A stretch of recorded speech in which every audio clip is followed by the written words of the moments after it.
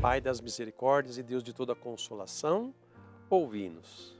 Com alegria nos encontramos mais uma vez neste programa para juntos meditarmos a palavra de Deus e fazermos esse elo de ligação santuário, sua casa, santuário, para que a graça de Deus, assim, através dos meios de comunicação, chegue aos nossos ouvidos, ao nosso coração, a luz da palavra de Deus, a força do Espírito Santo e cresçamos cada dia mais no conhecimento dele e na sua graça. E o Papa Francisco, na sua audiência geral de quarta-feira, 23 de outubro de 2024, continua nos falando sobre o Espírito Santo e a esposa. O Espírito Santo e a esposa, que é a sua igreja. O Espírito Santo, dom de Deus, o Espírito Santo e o sacramento do matrimônio. 1 João 4, de 7 a 8. Doutrina sobre o Espírito Santo. Ele começa pela revelação de que Deus é amor. Por isso nós vamos tomar a primeira carta de João, capítulo 4, versículo 8. Pois bem, o amor supõe alguém que ama, alguém que é amado e o próprio amor que os une. O Pai é, na Trindade, aquele que ama, fonte e princípio de tudo. O Filho é aquele que é amado, e o Espírito Santo é o amor que os une. Portanto, o Deus dos cristãos é um Deus único, mas não solitário. A sua é uma plenitude de comunhão, de amor. Nesta ótica, alguns propuseram chamar o Espírito Santo não a terceira pessoa singular da Santíssima Trindade, mas ao contrário, a primeira pessoa do plural. Em síntese, é o nós divino do Pai e do Filho, o vínculo de unidade entre pessoas diferentes, o próprio princípio da unidade da Igreja, que é precisamente um só corpo, resultante de várias pessoas. Parece um trava-língua, mas não é não. Deus é um Deus único, um só Deus, e ele começa na história da salvação se revelando como tal. Eu sou o único Deus, não há outro, né?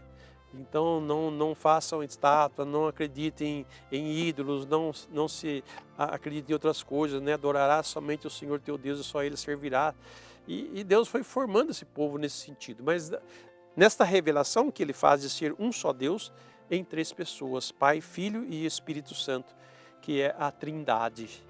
O Pai que ama, fonte e princípio de tudo, o Filho que é amado e o Espírito Santo que é o amor que os une. Então há uma unidade profunda entre as três pessoas. E essa unidade profunda se dá no meio da igreja pelo derramamento do Espírito Santo. Por isso que a igreja ela não age por conta própria. Ela não age segundo a vontade humana. Ela age sob um princípio divino. A presença de Deus nela, a presença de Jesus, a presença do Pai, a presença do Espírito Santo.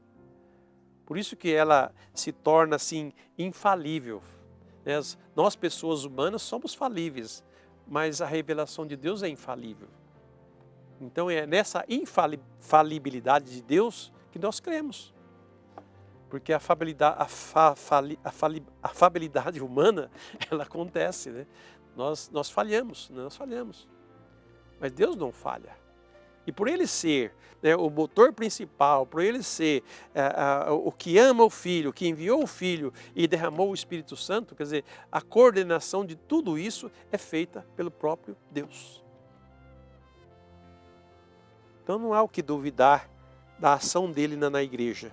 Por isso que os que escutam a Deus, os que caminham com Ele, os que estão atentos a todos os acontecimentos, a todas as revelações, vão dizer, essa é a vontade de Deus, esse é o querer de Deus. Isto é bom, isto convém, isto não convém.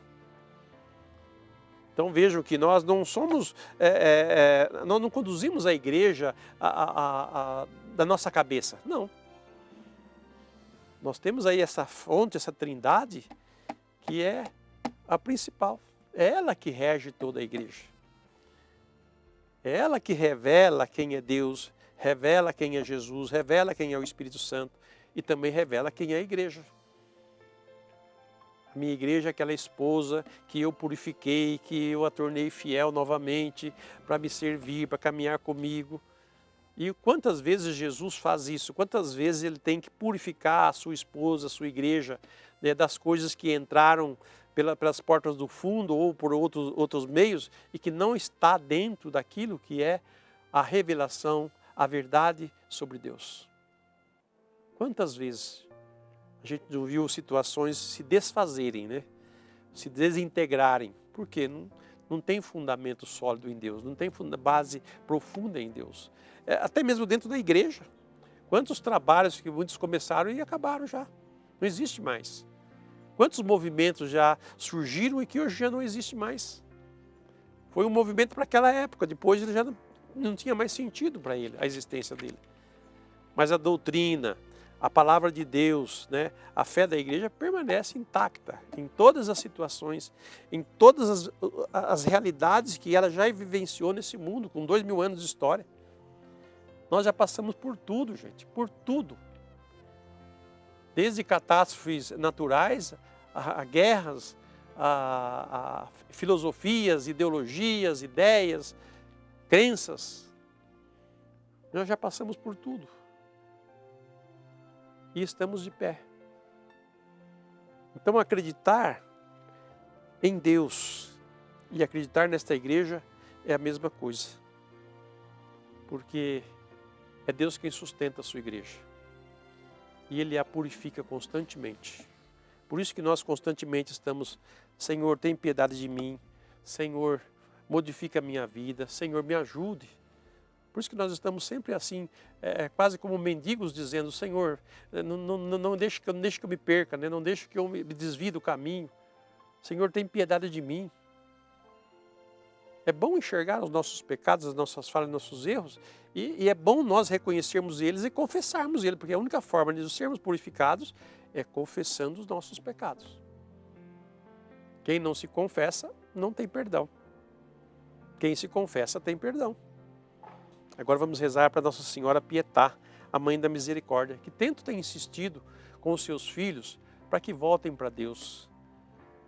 A Nossa Senhora tem falado constantemente, vocês abandonaram o Deus verdadeiro e deixaram-se iludir pelas coisas do mundo, pelas ideias, pelas práticas do mundo. Volte para Deus, busque a confissão, busque a vida de oração, busque a vida da graça, busque as virtudes. A nossa mãe sempre pediu isso. E ela vai, enquanto Deus der tempo para ela, ela vai pedir essas mesmas coisas. Meus filhos, voltem para Deus, vocês estão distante dele. Por isso que vocês estão aí nessa situação tão confusa, que ninguém sabe mais quem é quem. Já nem sabe mais o que é, quem que eu sou. Porque ele foi roubado tudo. Você permitiu que fosse roubado toda a sua dignidade, o seu valor como pessoa. Porque você deu ouvido a outro não Deus, a um ídolo, a uma mentira. Então vamos rezar pedindo à Mãe da Misericórdia que nos ajude e nos dê esta graça, esse entendimento de servirmos a Deus com todo o nosso coração. Rezemos. Virgem Maria, Nossa Senhora Pietá, Mãe da Misericórdia, colocamo-nos como filhos necessitados de colo. Mãe piedosa, são tantos os nossos pedidos que queremos, sobretudo, agradecer-lhe pelo carinho e pela acolhida de mãe. Acolha, Mãe, esta nossa humilde oração. Filha amada do Pai das Misericórdias, Mãe da Misericórdia, de Jesus Cristo e esposa do Espírito Santo. Amém. Desça sobre você sua casa, seu trabalho, seus familiares, a bênção do Deus Todo-Poderoso, que é Pai, Filho e Espírito Santo. Amém.